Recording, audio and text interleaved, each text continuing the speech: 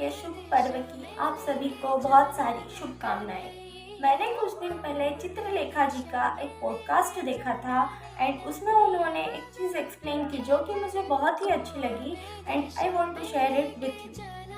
उन्होंने कहा कि क्यों होता है कि एक अच्छा व्यक्ति सदैव अच्छे कर्म करता है और उसके साथ में सदैव बुरा ही होता है, और एक व्यक्ति है जो कि सदैव बुरे कर्म करता है फिर भी उसे अच्छे परिणाम मिलते हैं, उसके साथ सदैव अच्छा होता है। तो उसे उन्होंने इस चीज़ को एक्सप्लेन किया कि उन्होंने भी ये चीज़ कहीं पढ़ी थी कि जो हमारी किस्मत है वह एक यू शेप के पाइप के समान है जो कि अंदर से खोखली है। उसमें भगवान आधे हमारे अच्छे कर्म फिल करते हैं और आधे हमारे बुरे कर्म फिल करते हैं, यानी 50-50, यानी जितने हमारे अच्छे कर्म होंगे वो और जितने हमारे बुरे कर्म होंगे वो उस यू शेप के पाइप में फिल होंगे। और ये भगवान हमारे ऊपर छोड़ते हैं कि अब तुम कौन से कर्म करोगे।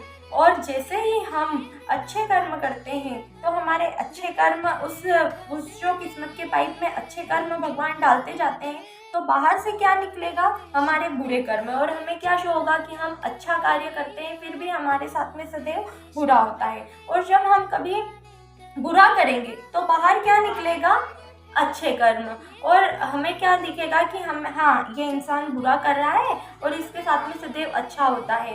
ऐसे ही जैसे जैसे हम अच्छे अच्छे कर्म करते जाते हैं तो वो जो पाइप है वह हमारे अच्छे कर्म से फिल होता जाएगा, और जैसे जैसे हम बुरे कर्म करेंगे तो वह पाइप हमारे पूरा बुरे कर्म से फिल होता जाएगा। तो जब भी कभी हम कुछ अच्छा करते हैं और हमारे साथ में बुरा होता है तो हमें यह सोचकर संतोष करना चाहिए कि हमने पूर्व में कुछ बुरे कर्म किए होंगे तो अभी हमारे जो बुरे कर्म है वो बाहर परिणाम स्वरूप बाहर निकल रहे हैं, यानी नष्ट हो रहे हैं। और जब कभी कोई दिखे कि यह कुछ बुरा कर रहा है और इसके साथ में अच्छा हो रहा है तो भी यह सोचकर संतोष करें कि अब इसके जो बुरे कर्म हैं उससे इसकी किस्मत भरी जा रही है और इसके साथ में अभी अच्छा तो हो रहा है, किंतु जैसे ही इसकी अच्छाइयाँ खत्म हो जाएगी वैसे ही इसके साथ में इसका परिणाम शुरू हो जाएगा।